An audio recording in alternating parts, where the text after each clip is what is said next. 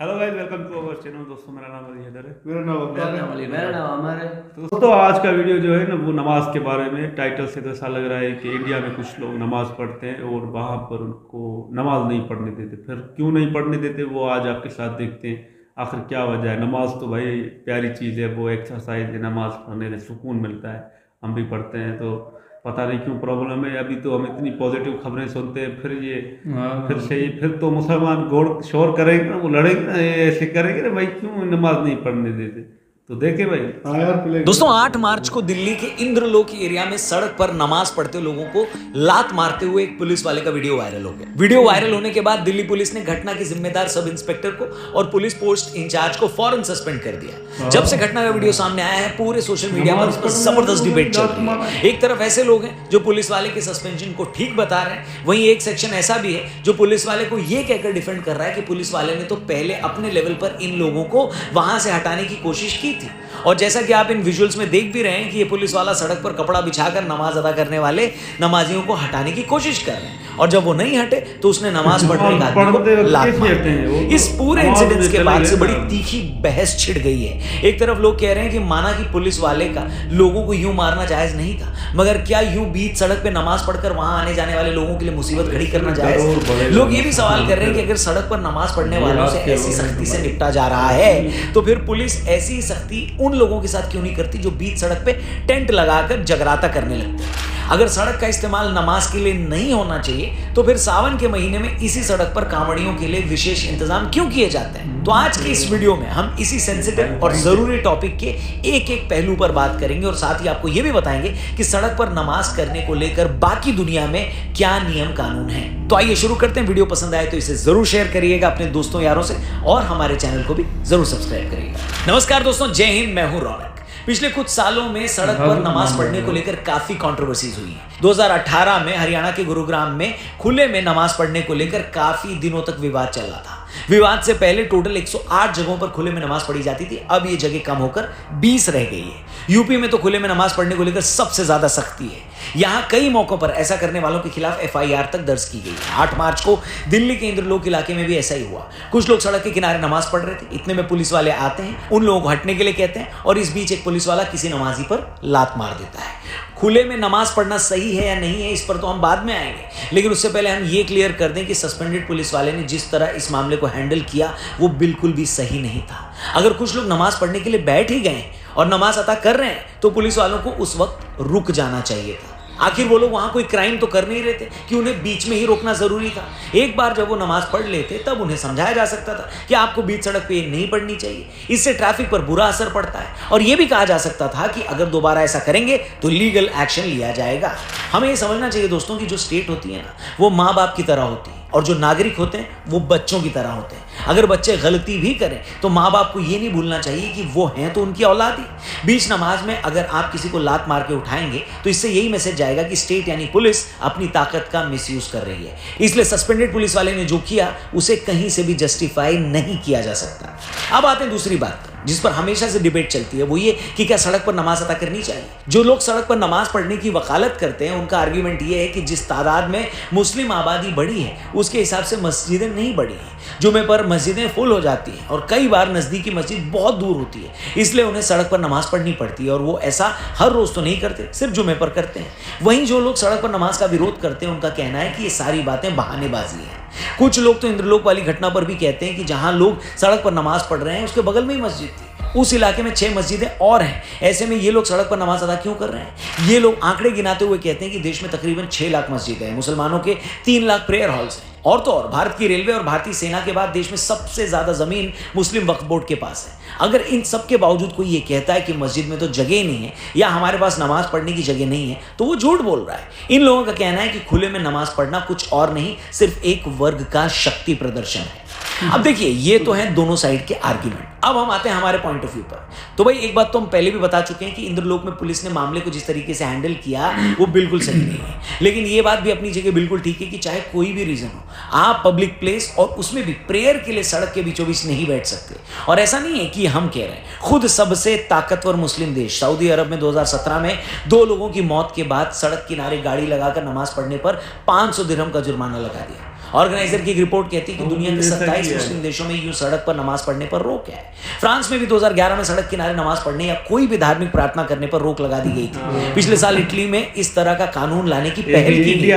अब जितने भी देशों में इस तरह की रोक है, उसका मतलब ये नहीं है कि वो किसी धर्म विशेष के खिलाफ है। अगर सऊदी अरब जैसा सबसे अमीर और ताकतवर मुस्लिम देश ऐसा कर रहा है, ऐसा करने के पीछे हर देश की यही सोच होती है कि अगर लोग सड़क पर प्रार्थना करने लगेंगे तो उससे ट्रैफिक प्रभावित होगा, और एक बार आपने ऐसी परमिशन दी तो फिर लोग कहीं भी ऐसा करने लगेंगे। अब क्वेश्चन ये है कि जब इतने मुस्लिम देश ये बात समझ सकते हैं, यूरोप और अमेरिका में रहने वाले मुस्लिम वहां के लॉ का सम्मान करते हुए ऐसा नहीं करते, तो फिर भारत में ऐसी मनाही को एक मजहब के खिलाफ साजिश के तौर पर क्यों देखा जाता है?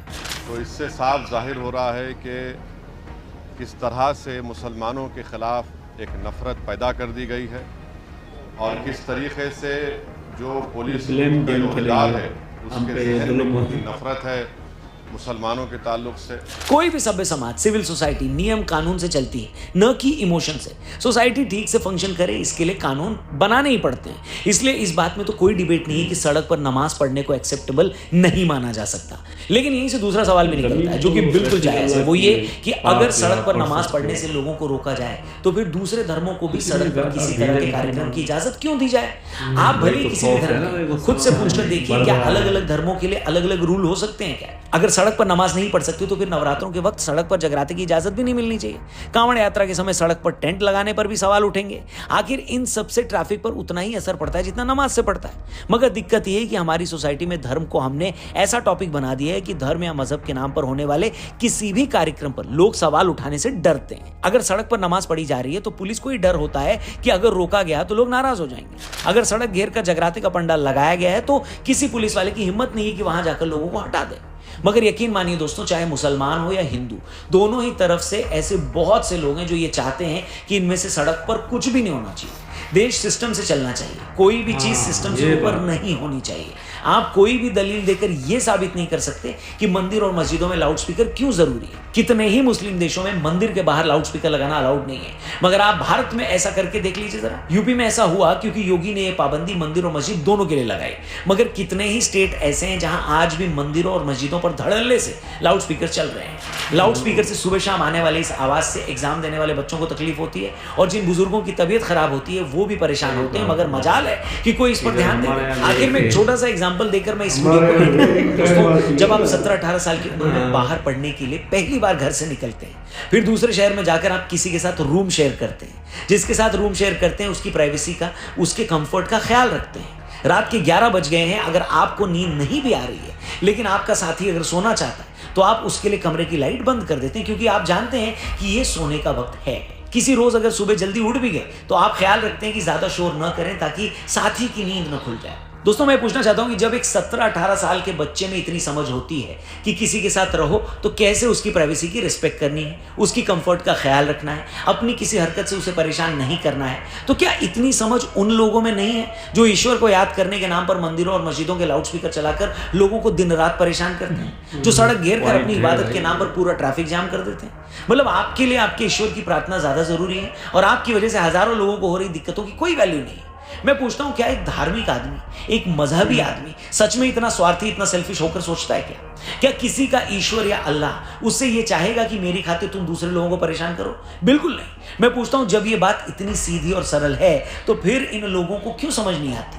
उम्मीद करते हैं कि जो भी लोग ये वीडियो देख रहे होंगे और खुद अपनी पर्सनल लाइफ में ऐसा करते होंगे तो शायद आज के बाद वो अपने तरीके और सोच बदल पाए। बाकी जिन्हें समझना है उनके लिए इतना ही काफी है, और जिनका मकसद सिर्फ कलेश करना है उनके पास बखेड़ा खड़ा करने की 10 वजहें और भी होंगी। बाकी आपकी इस मामले में क्या राय है कमेंट करके जरूर बताइएगा। आप इस मुद्दे पर क्या सोचते हैं प्लीज जरूर शेयर करिएगा, और ये वीडियो भी अगर आपको सही लगी हो तो इसे ज्यादा से।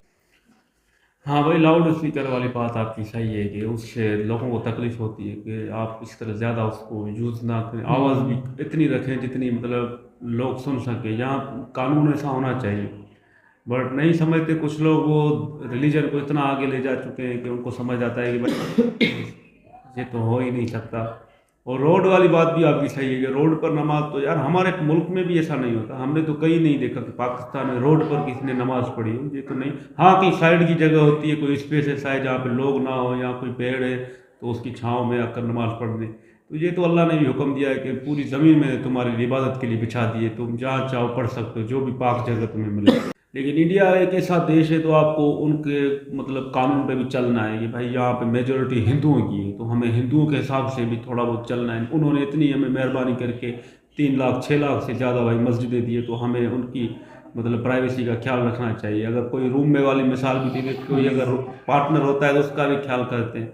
लेकिन हमारे वाले मैंने वीडियोस देखे, वो एक बंदा ट्रेन में भाई बैठा है, मुल्ला अल्लाह अकबर, बीच में भी नमाज पढ़ रहा है सजदे, और साइड में हिंदू फैमिली बैठी है, वो फिर मुकाबले में वो नारे लगा रहे हैं, वो ऐसे भगवानों के नारे लगा रहे हैं। तो ये हमने मुकाबले देखे, फिर नहीं होना चाहिए। आप अल्लाह ने इतनी भी हमें इजाज़त दी है कि अगर नमाज का वक्त चला गया तो आप मतलब दूसरी नमाज पढ़ सकते हो टाइम निकाल के, ऐसा नहीं कि उसी वक्त पढ़नी चाहिए, अगर मजबूरी है तो।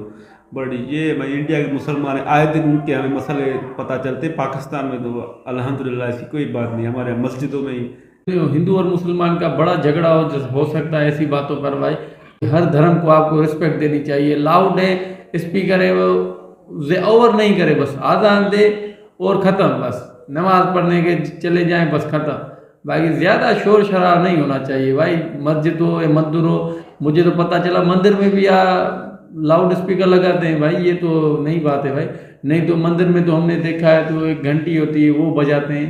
बाकी यार ये तो रोड पर नमाज पढ़ रहे हैं तो कोई दिक्कत नहीं, नमाज पढ़ने के बाद आप उसको बोल सकते हो भाई साहब यहाँ पर आप हाँ कभी भी नहीं पढ़ो, यहाँ पर चालान हो सकते हो आप, नेक्स्ट टाइम आपको पकड़ सकते हैं। नहीं वो नमाज में लाते मारा तो ये तो गलत बात है बिल्कुल। नमाज तो पढ़ रही है, इबादत जो भी कर रहा है, तो अगर मस्जिदों में जगह नहीं है तो आप पढ़ सकते हो, साइड पर पढ़ सकते हो। नमाज हमारे 5 मिनट की होती है भाई, वो पढ़कर वो चले जाते हैं, ऊपर से रोड पर भाई साहब भी लाते मार रहा है, तो ये तो गलत बात है। बाकी इसको सजा मिलनी चाहिए। हाँ भाई, इंडिया की जो गवर्नमेंट है वो कानून अपना लागू कर सकती है भाई, कोई रोड पर ना पड़े, ना भजन होगा ना नमाज होगी, इंडिया में जगह जो ही भी नहीं है होगी भाई, यात्रा वात्रा रोड पर नहीं होगी, सबके लिए कानून है ना, वो बराबर है। वो सही बात है आपकी दोस्तों। तो ये नमाज वाला इशू जो था ना, इसको जल्दी से हल करें और पूरे देश में जो है मस्जिद आम कर देता है कि मुसलमान आराम से नमाज़ पढ़ सकें।